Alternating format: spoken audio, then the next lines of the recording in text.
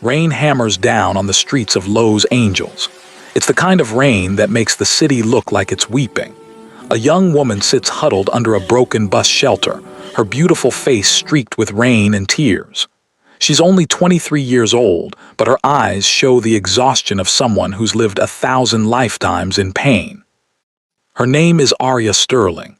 She has honey-brown skin that glows even in the darkness. Her hair is long, silky, beautiful, once carefully maintained, now tangled and wet. She's wearing clothes that were nice once, a designer dress, now torn and stained. Around her on the cold, wet concrete are 3 large trash bags containing everything she owns in the world. She's homeless. She's alone. She's broken in ways that can't be fixed by money or therapy or time. She's also about to meet the man who will change her life forever. But she doesn't know that yet. All she knows right now is that her mother kicked her out of the house this morning.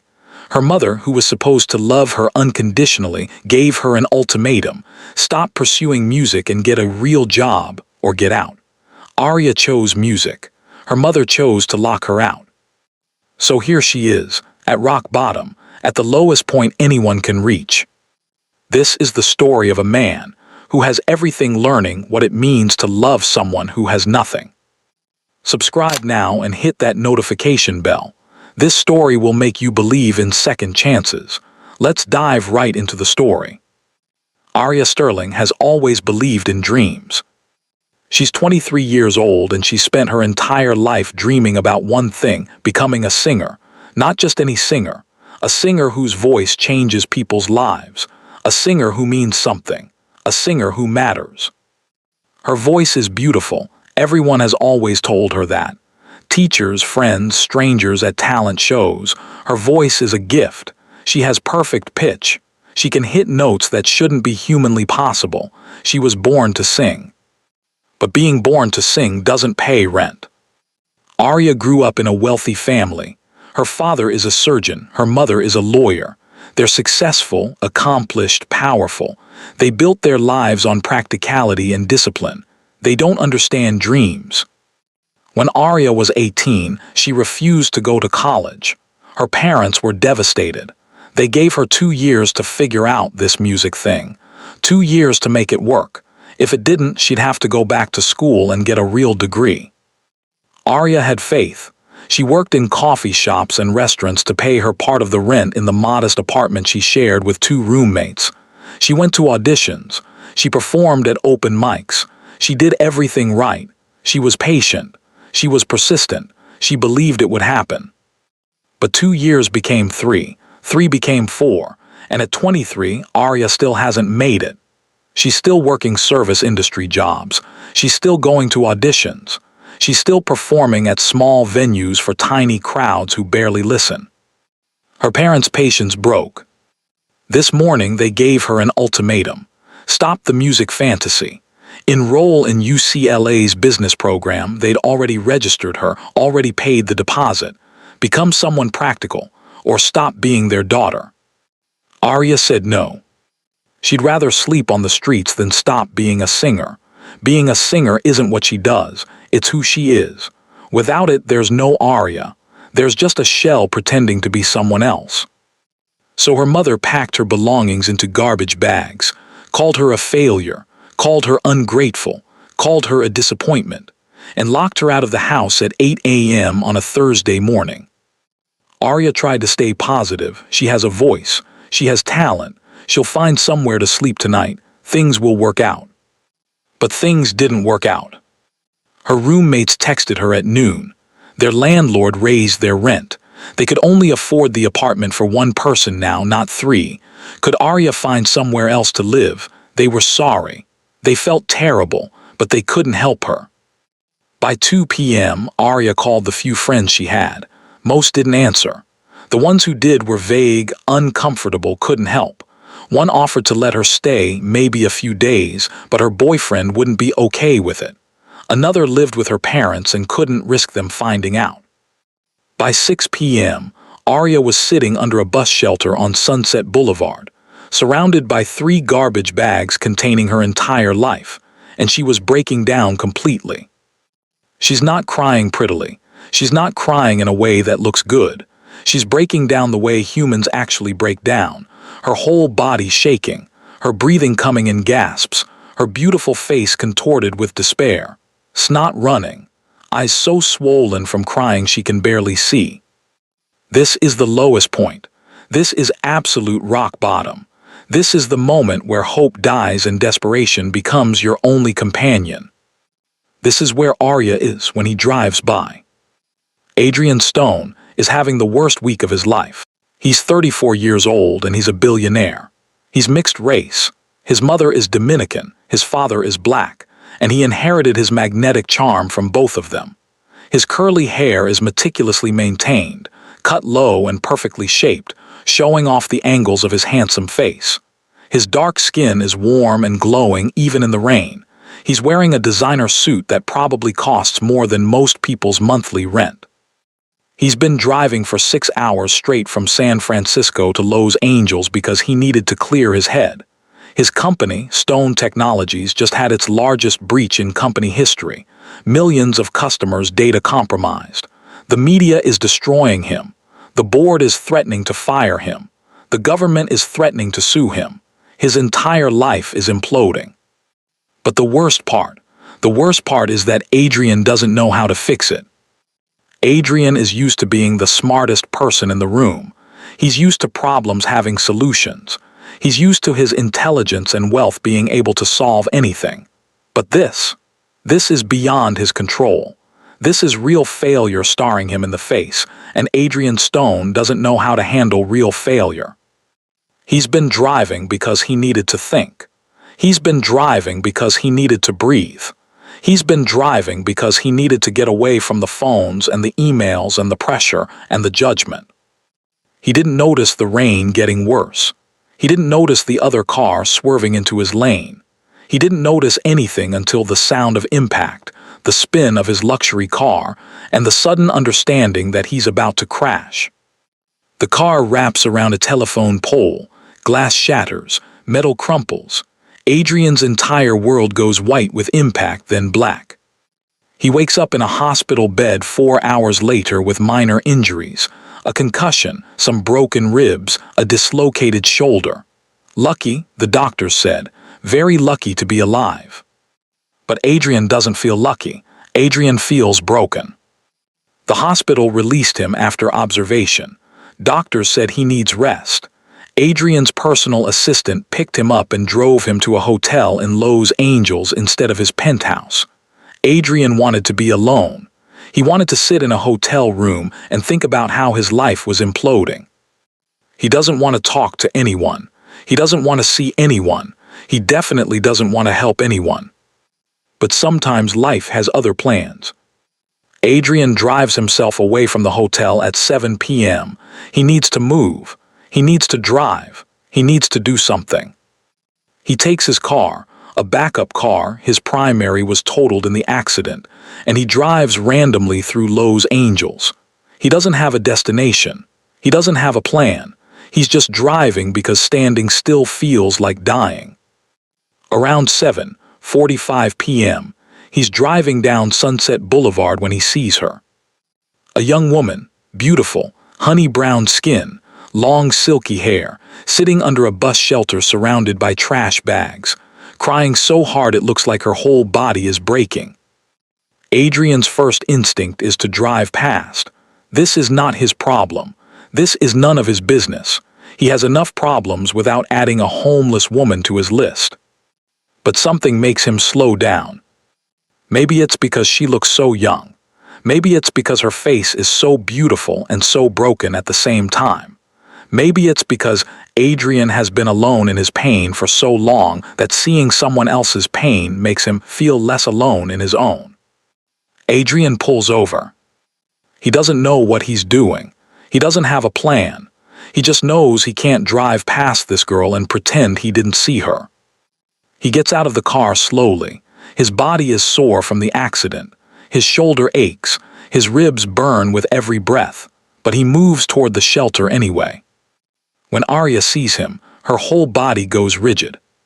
She immediately wipes her face, trying to clean up her appearance, trying to look less pathetic. This is a man in an expensive suit getting out of an expensive car. This man is definitely going to try to help her in some patronizing way, or worse, he's going to try to take advantage of her vulnerability. "Don't," Arya says, her voice is hoarse from crying. "I don't need help, please just leave me alone." Adrian stops walking. He holds up his hands in a peaceful gesture. "I'm not here to hurt you. I'm not here to take advantage of you. I saw you and I couldn't keep driving." Arya looks at him carefully. This man is beautiful in a way that should intimidate her. He's clearly rich, clearly powerful, clearly out of her league in every way. But something in his face is honest. Something in his dark eyes is genuine. "I'm fine," Arya lies. "Just having a moment, I'll be okay." Adrian sits down on the bench beside her. Not close. Far enough away to not invade her space, but close enough to show he's not leaving. "You're not fine," Adrian says gently. "And that's okay. I'm not fine either. I had a car accident this morning. My company is imploding. My entire life is falling apart. And I'm sitting here talking to a beautiful girl under a bus shelter in the rain because at least your problems are different from mine." Arya looks at him, really looks at him, and she sees something in his eyes that mirrors something in her own pain. Real pain, not the performing kind.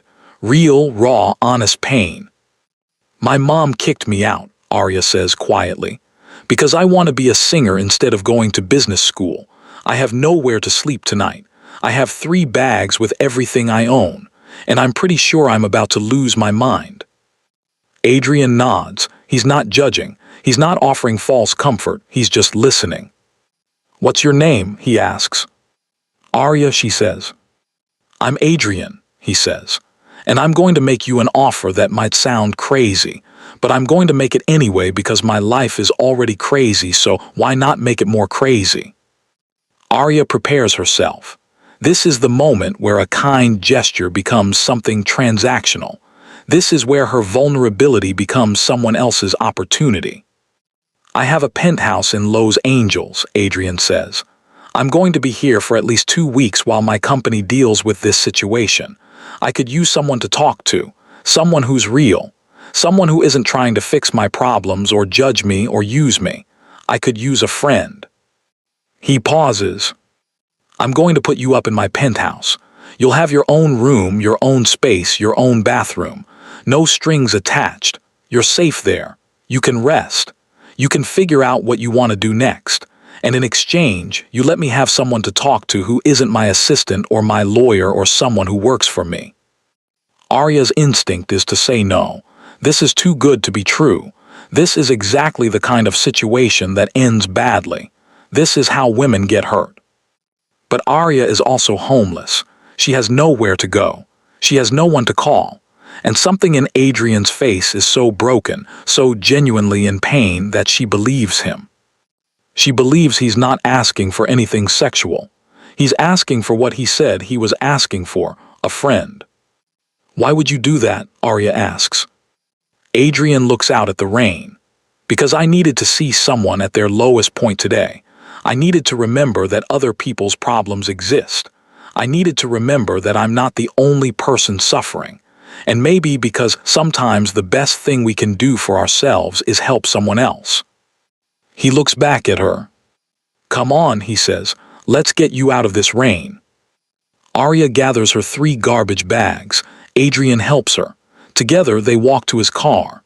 Together they drive toward his penthouse. Neither of them knows that this moment will change both of their lives forever. The elevator opens directly into Adrian's penthouse. It's enormous, modern, minimalist. Everything is sleek and clean and expensive in a way that makes Arya feel even more out of place. This man is clearly a billionaire.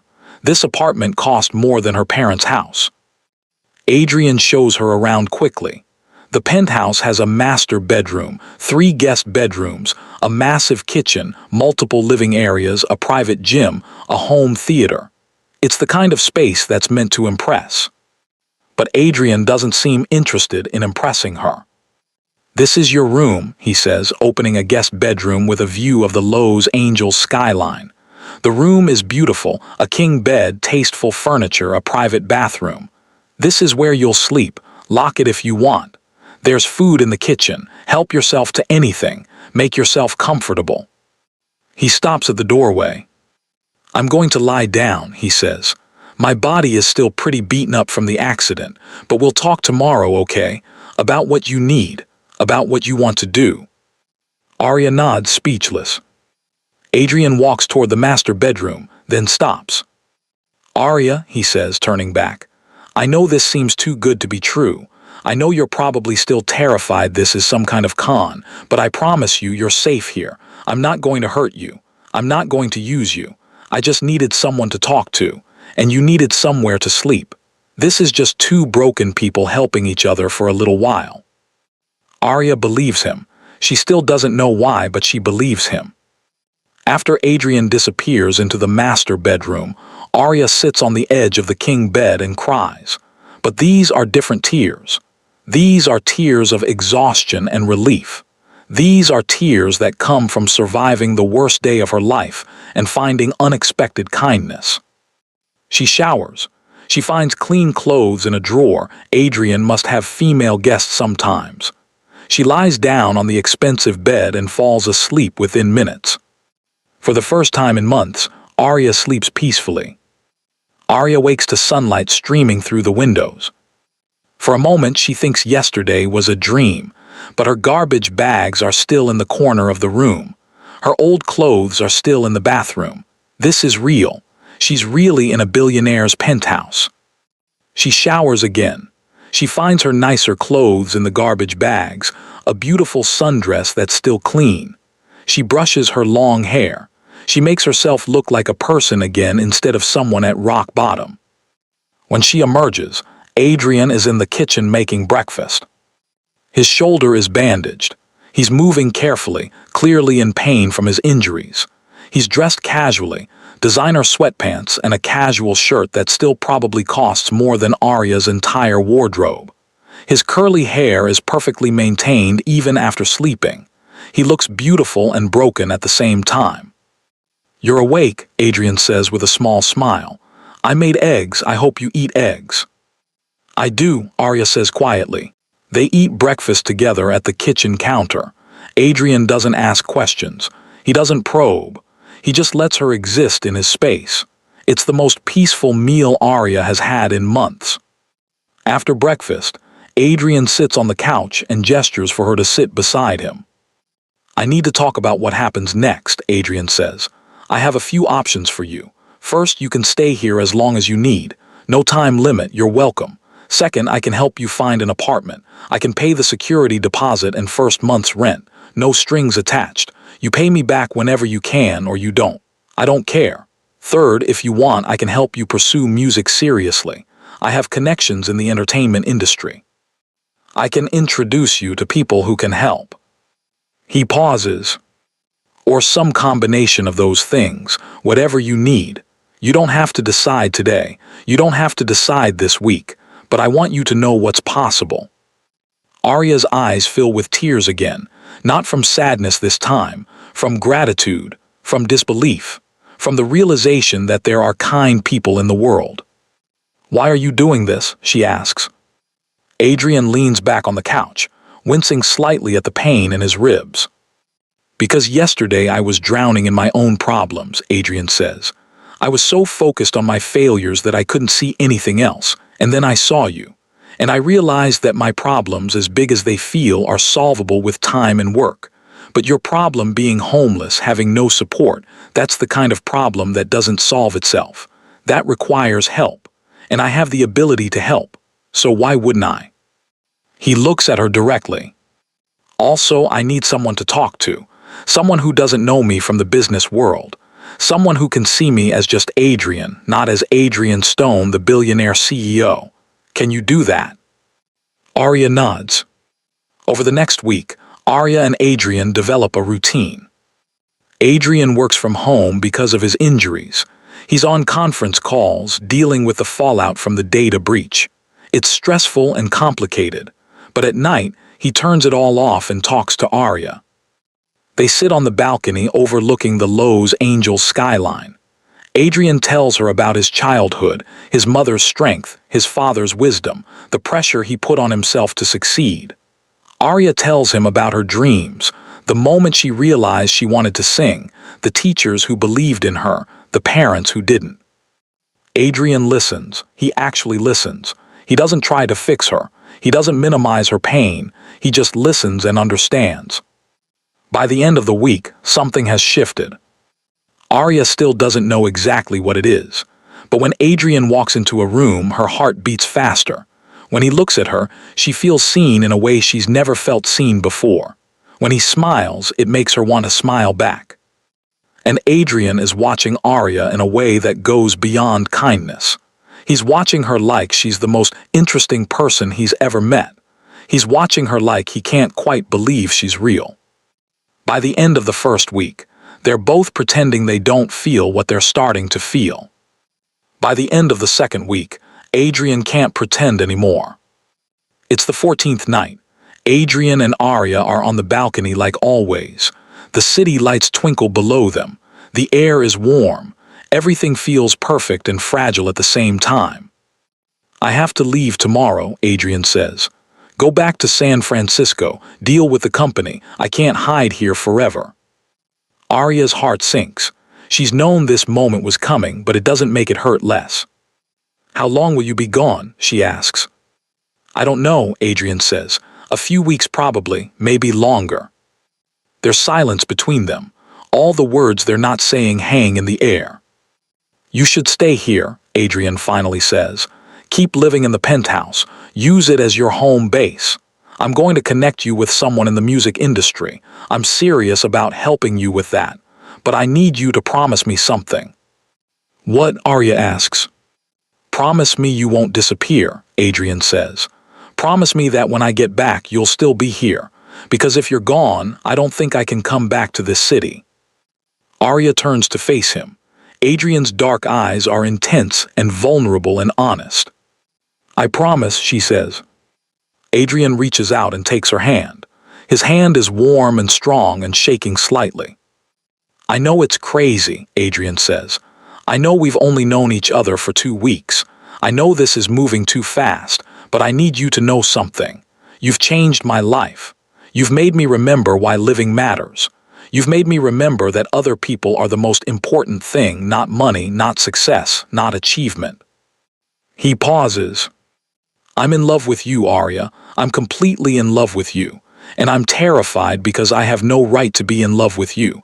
I'm your benefactor. You're living in my house. There's a power imbalance that makes this complicated, but I can't pretend anymore that this is just friendship." Arya's entire body is shaking. "I love you too," she whispers. "I've loved you for days, but I was scared because you saved me and I didn't want you to think I'm just grateful. I didn't want you to think this is transactional." Adrian leans forward and kisses her. It's the kind of kiss that changes everything. It's tender and passionate and honest. It's the kiss of two people who have found something unexpected and real. When they break apart, Adrian rests his forehead against hers. "This is only the beginning," he says. "I promise you that I'm going to come back. I'm going to build a life with you. I'm going to support your music career. I'm going to be the person you need. And I'm going to make you remember how to live," Arya responds. "How to be happy. How to want things that aren't about achievement." They spend the night on the balcony, talking and kissing and planning their future. By the time the sun rises over Los Angeles, they've made promises that will change both of their lives. Adrian leaves for San Francisco at noon. Arya watches his car disappear down the street, and she holds his promise in her heart like it's the most precious thing in the world. So Adrian left to deal with his company, but Arya stayed in his penthouse. She promised him she would be there when he returns. But what Adrian doesn't know is that someone from Arya's past is about to show up and try to tear them apart. Arya has been living in Adrian's penthouse for 3 weeks without him. The first week, she missed him every moment. The second week, she started to adjust to his absence. By the third week, she's begun to wonder if what happened between them was real or just a fantasy created by two lonely people in a moment of weakness. Adrian has called her every night. Their conversations are long and intimate and real, but phone conversations aren't the same as having him there. Arya is starting to feel the distance like a physical thing. Adrian connected her with a music producer named Marcus Chen, a kind man in his 50s who works with unsigned artists. Marcus has agreed to help Arya record a demo and shop it around to record labels. It's exactly what Arya has been dreaming about. It's everything she wanted. But it's not enough to fill the Adrian-shaped hole in her heart. She started second-guessing everything. What if Adrian comes back and realizes he was in love with the fantasy of her, not the real her? What if he decides she's too much trouble, too dependent, too ordinary once the intensity of that first meeting fades? These are the thoughts running through her head on a Tuesday afternoon when there's a knock on the penthouse door. Arya isn't expecting anyone. Adrian's security should have called ahead if someone was coming. She approaches the door cautiously and looks through the peephole. Standing in the hallway is a woman. She's beautiful in an intimidating way. She's perhaps 40 years old with perfectly styled hair, designer clothes, and an expression of cold superiority. She looks like a woman used to getting her way. Arya opens the door slightly. "Can I help you?" she asks. The woman's expression shifts to surprise, and then to something like disdain. "I'm looking for Adrian Stone," the woman says. Her voice is sharp and cultured. "I'm his ex-fiancée, Victoria, and I need to know why there's a child answering his door." Arya's blood goes cold. Adrian's ex-fiancée. Adrian never mentioned an ex-fiancée. Arya lets Victoria into the penthouse despite every instinct telling her not to. Victoria strides in like she owns the place, looking around at the furniture with a critical eye. "So this is what Adrian's been doing in Los Angeles," Victoria says. "Collecting strays, how touching." "I'm not a stray," Arya says, surprised at how steady her voice sounds. I'm Arya." Victoria turns to look at her fully for the first time. Her gaze is assessing and cruel. "You're a child," Victoria says flatly. "You can't be more than 25. Adrian is 34. He's looking for a partner, not a plaything." "How long were you and Adrian engaged?" Arya asks, trying to sound casual even though her heart is racing. 2 years, Victoria says, sitting on Adrian's white couch like she owns it. "We were going to get married last year. Everything was planned. And then Adrian decided he was having a crisis about his life. He said he needed space. He said he wasn't sure if marriage was what he wanted, and he called off the engagement." She looks at Arya with eyes that are cold and calculating. "I came here to win him back," Victoria says. "I was prepared to give him space, to let him work through whatever existential crisis he's having, but I wasn't expecting to find a pretty young thing in his penthouse. So tell me, Arya, how long have you been sleeping with him?" "It's not like that," Arya says, though her voice wavers slightly. "Of course it is," Victoria says dismissively. "It's always like that. Adrian gets bored with women. He collects them like art pieces. He dresses them up, pays for them, gets tired of them, and moves on. I've watched him do it for years before we got engaged." She stands up and walks closer to Arya. "He's going to get tired of you," Victoria says coldly. "In a few months, maybe a year if you're lucky, he'll lose interest, and then you'll be nothing again. You'll be back on the streets or worse, and I'll be the one he chooses because I understand him. I'm his equal. You're just a beautiful mistake." Arya feels tears burning in her eyes, but she refuses to let them fall. "Adrian loves me," she says, but even she can hear the doubt in her voice. Victoria laughs. It's a cruel, cutting sound. "Adrian loves the idea of saving people," Victoria says. "He loves thinking he's a good person, but it never lasts. Real love requires work and commitment and sacrifice. Adrian isn't capable of that. He's capable of grand gestures and passionate moments, but not sustained love." She walks toward the door. "I'm going to wait for him to get tired of you," Victoria says, "because he will. And when he does, he'll come back to me. We'll laugh about this little phase he went through, and you'll be forgotten." After Victoria leaves, Arya sits on the couch in stunned silence. What if Victoria is right? That night when Adrian calls, Arya doesn't answer. She lets it go to voicemail. Adrian calls again, and again. Finally, Arya answers on the fifth call. Hi, she says quietly. What's wrong? Adrian asks immediately. He knows her too well. He can hear something off in her voice. Someone came by today, Arya says. Your ex-fiancée, Victoria. There's silence on the other end of the phone. What did she say? Adrian asks carefully. That you're going to get tired of me, Arya says. That you love the idea of saving people but you're not capable of sustained love. That I'm just a beautiful mistake. Adrian's voice becomes hard and sharp. Arya, listen to me. Victoria is toxic. She's angry that I ended our engagement. She's trying to manipulate you because she's manipulative. Don't let her get into your head. Is it true, though, Arya asks, that you're not capable of sustained love, that you just like the idea of rescuing people? No, Adrian says emphatically. Arya, I love you. Real, solid, committed love. I'm coming back to Lowe's Angels this weekend. I'm going to take a leave of absence from Stone Technologies. I'm going to focus on us. I'm going to prove to you that this is real.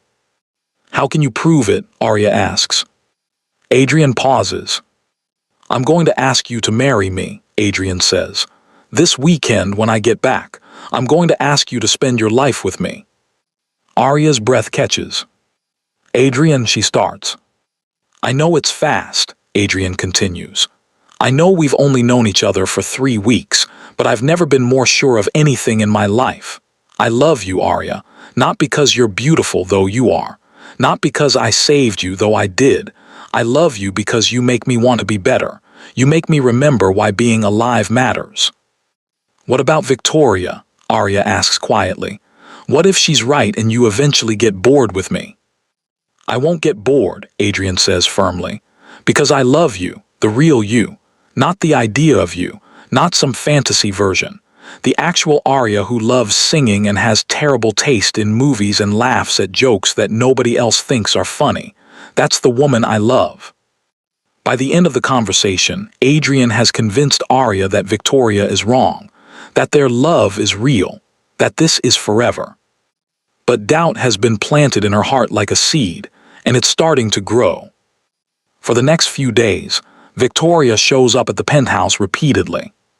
She comes with gifts for Adrian, wine, books, items that clearly came from their shared past. She talks to Arya constantly, always planting seeds of doubt. Did Adrian mention that I'm the CEO of my father's international company? Victoria asks casually. I'm worth about $2 billion myself. Adrian and I are equals. That's what he needs, not a girl with a dream and no money. Has Adrian shown you his art collection? Victoria asks another time. It's insured for $50 million. That's the level of investment and sophistication Adrian appreciates, not coffee shop singing. Adrian's friends have started asking about you, Victoria says. They think it's strange that he's in love with a homeless girl. They're concerned about his judgment. Each comment is designed to make Arya feel small and inadequate. Each comment is designed to make her believe that she's not good enough for Adrian. Each comment plants more doubt. By Friday, when Adrian is supposed to arrive back in Lowe's Angels, Arya is barely holding it together. She's been crying on and off all day. She's questioning whether she should even be here. She's wondering if maybe she should leave before Adrian gets back, before he realizes that Victoria is right and he's made a terrible mistake. She's packed her garbage bags again. She's put them by the guest room door, just in case. Adrian arrives at the penthouse at 6 p.m. on Friday evening. He looks exhausted. The past 3 weeks have clearly been brutal. But when he sees Arya, his entire face lights up. He drops his luggage and walks toward her with a smile that's so genuine and so full of love that it makes her want to cry. He pulls her into his arms and holds her like she's the most precious thing in the world. I missed you, he says into her hair. Every single day, every moment, I couldn't wait to come back. Arya holds him tight, breathing in the familiar scent of his cologne, and she feels like she can breathe again. "I missed you too," she whispers. Adrian pulls back and looks at her carefully. "You've been crying," he says, noticing her swollen eyes. "What happened?" Arya debates whether to tell him about Victoria, but before she can answer, Adrian's phone buzzes. It's a text. He checks it and his expression goes dark. It's from Victoria. It says, "I told her you'd get bored. When you do, call me. I'll be waiting." Adrian's jaw clenches. "She came here," Adrian says. "It's not a question." Arya nods. Adrian walks to the couch and sits down, running his hands through his curly hair in frustration. "I should have told you about Victoria," Adrian says. "I should have warned you that she was going to try to manipulate you. I'm sorry, Arya. I'm so sorry." "She said you're not capable of sustained love," Arya says quietly. "She said you just like the idea of saving people. She said you're going to get tired of me." Adrian pulls Arya down onto the couch next to him. "I need to tell you something about Victoria," Adrian says, "and I need you to listen without interrupting because this is important." Arya nods. "Victoria and I dated for 4 years," Adrian says. 3 of those years were good. The 4th year I realized that I didn't actually love her. I loved the idea of her. She was successful, accomplished, beautiful, from a good family. She was the kind of woman I thought I should be with." He pauses. "But I wasn't in love with her. I was performing love. I was going through the motions. And when I realized that, I ended it. I proposed to her because that's what I thought came next, not because I actually wanted to marry her. That was wrong. That was a mistake." Adrian takes her hand. "But then I met you," he says. "And suddenly I understood the difference between performing love and actually being in love. I understood what it means to see someone and want to be a better person because of them. I understood what real love feels like."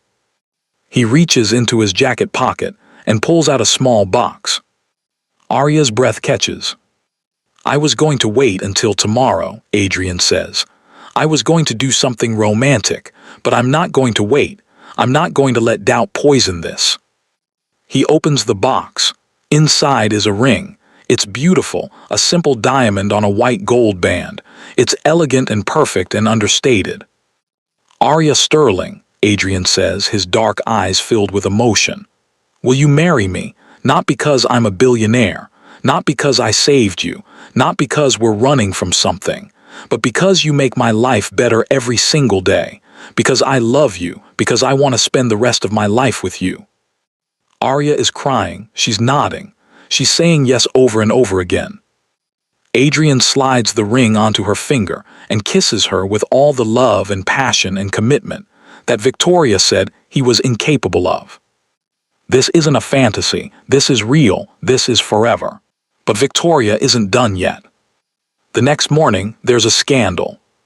Pictures show up online. Pictures of Adrian at a restaurant with Victoria. Pictures from months ago before he met Arya, but Victoria has posted them with a caption, "Getting back together after some time apart. We were always meant to be." By noon, gossip websites are running stories. Billionaire Adrian Stone's secret reconciliation with ex-fiancée. Adrian's phone starts ringing constantly. His business partners want to know what's happening. His publicist is freaking out. His board members are expressing concern about his judgment. But what's worse is what Victoria does next. She leaks information to the media about Arya. She tells them that Adrian met Arya homeless on the street. She tells them that Adrian paid for everything. She implies that Arya is a gold digger who seduced a vulnerable billionaire. By 2 p.m., Arya's name is trending on social media. Strangers are commenting on her appearance, her background, her worth. She's only with him for money. She's a con artist. She doesn't deserve him. He's having a breakdown. Arya sits in the penthouse, scrolling through the comments, and she feels her world crumbling again. She thought she was past the point of homelessness and desperation.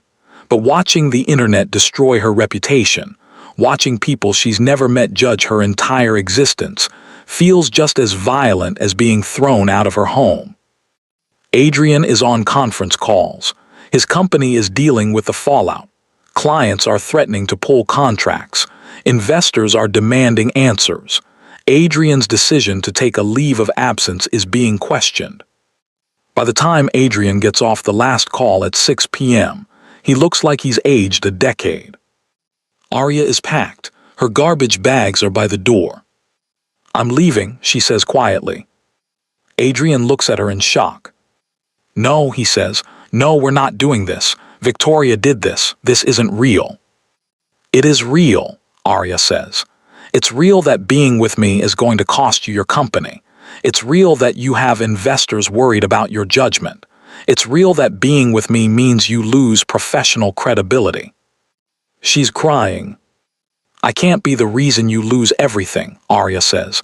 "I won't be. You deserved better than this." Adrian walks toward her, his face showing absolute determination. "You listen to me," he says. "I don't care about my company. I don't care about investors or clients or professional credibility. I care about you, and I'm not letting you walk out that door. I'm not letting Victoria win." He takes her hand. "I love you, Arya. Real, messy, complicated, difficult love. The kind that requires work. The kind that means choosing you even when it's hard. That's what real love is. And I choose you. I will always choose you." On Sunday morning, Adrian finally confronts Victoria. He calls her and demands that she meet him at his penthouse. Victoria arrives an hour later, looking confident and unconcerned by his anger. "You leaked those pictures," Adrian says coldly. "You created the scandal. You're trying to destroy my company and my relationship." "I was trying to save you," Victoria says calmly, "from a terrible mistake. But clearly you don't want to be saved, so I've moved on to Plan B." "Plan B?" Adrian asks dangerously. Victoria sits on his couch like she owns it. She pulls out her phone and shows him a video. "I have footage of you and Arya together in intimate moments," Victoria says. "I have recordings of Arya saying she doesn't love you, that she's just with you for the money. I have documentation of financial transactions that could be interpreted as payment for sexual services." Adrian's face goes pale. "You recorded her without consent," Adrian says. "You're committing crimes right now just by threatening me with these videos." "Of course I am," Victoria agrees. "But here's the thing. If you marry Arya, if you make her a public statement of commitment, I release everything. Your company falls apart. Arya's reputation is destroyed forever. You both lose everything." She stands up. "But if you call off the engagement, if you convince Arya that you've made a mistake, if you come back to me, then I delete everything. The scandals stop. Your company recovers. Arya gets a settlement and a new life far away from you. Everyone wins." Adrian is shaking with rage. "I will never come back to you," Adrian says. "I will never choose you. I will choose Arya 1,000 times over, consequences be damned." Victoria shrugs. "Then Arya will be destroyed," Victoria says simply, "and it will be your fault." She walks toward the door, then pauses. "You have 24 hours to decide," Victoria says. "Let me know what you choose."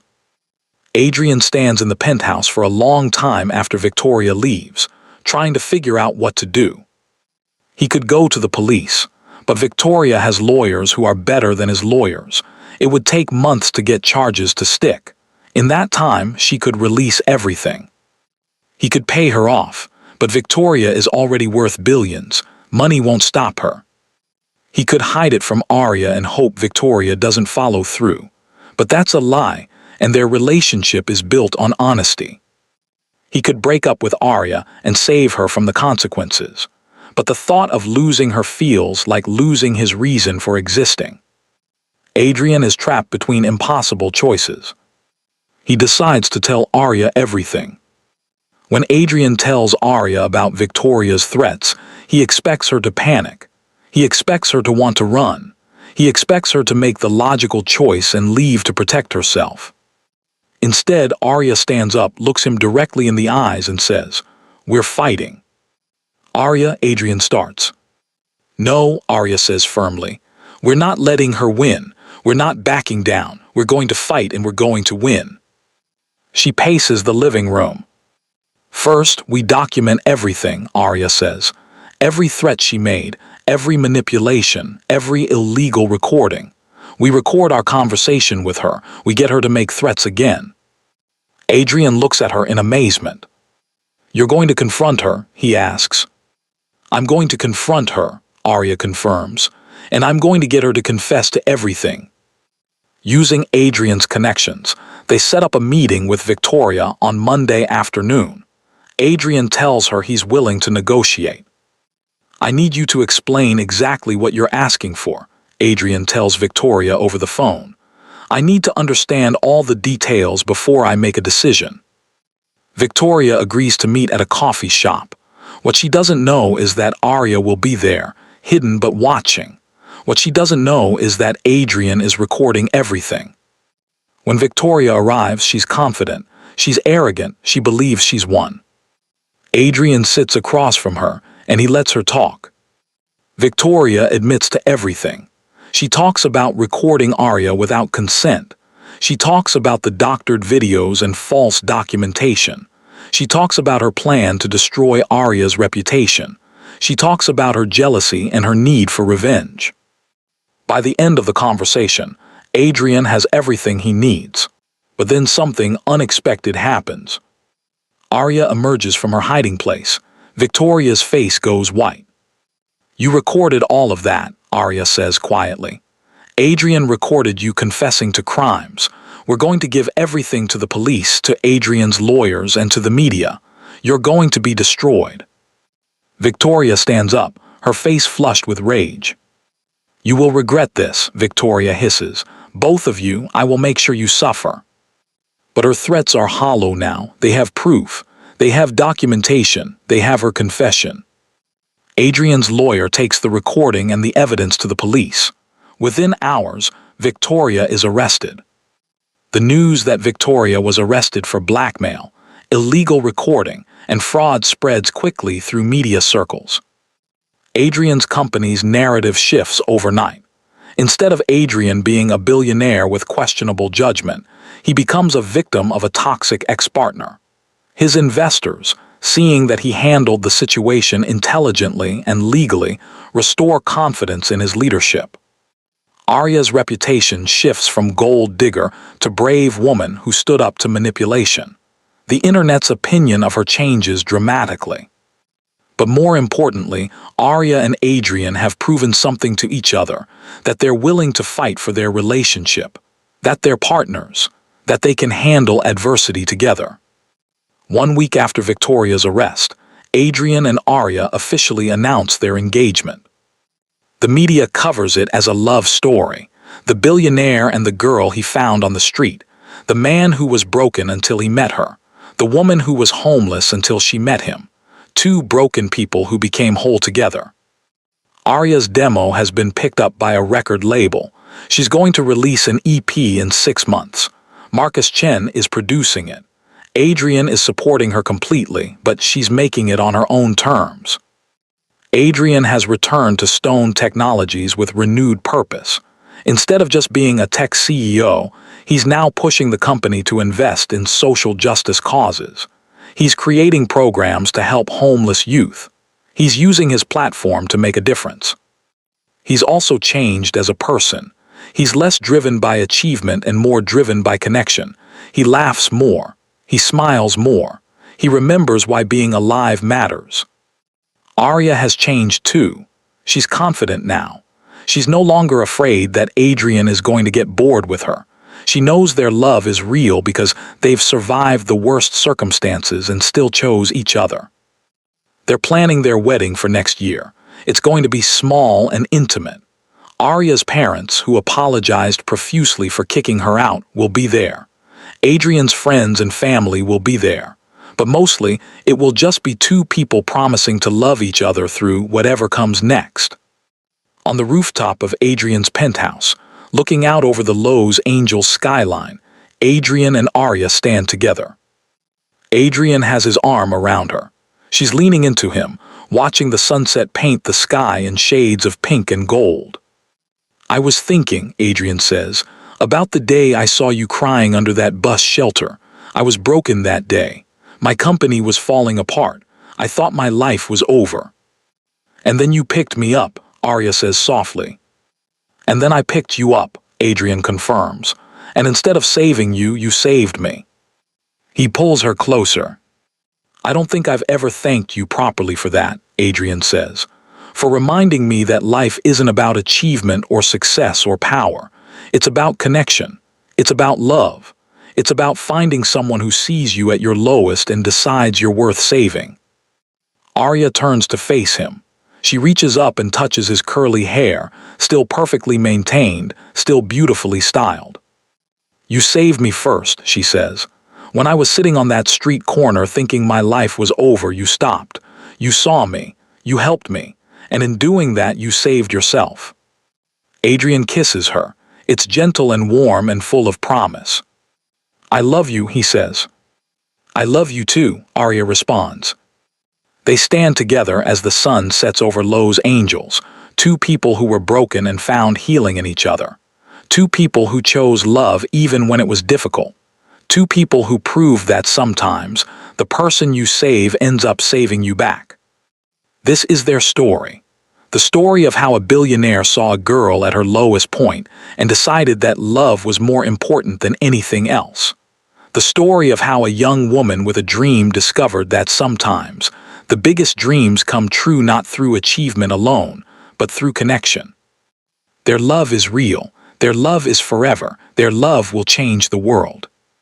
Moral of this story: when you're at your lowest point, when you think there's no hope, when you believe your life is over, sometimes someone shows up who reminds you that you're worth saving. And the beautiful thing is, the act of saving them might just save you too. Real love isn't about perfect circumstances.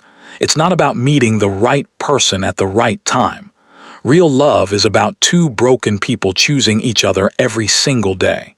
It's about commitment through difficulty. It's about believing in someone even when they don't believe in themselves.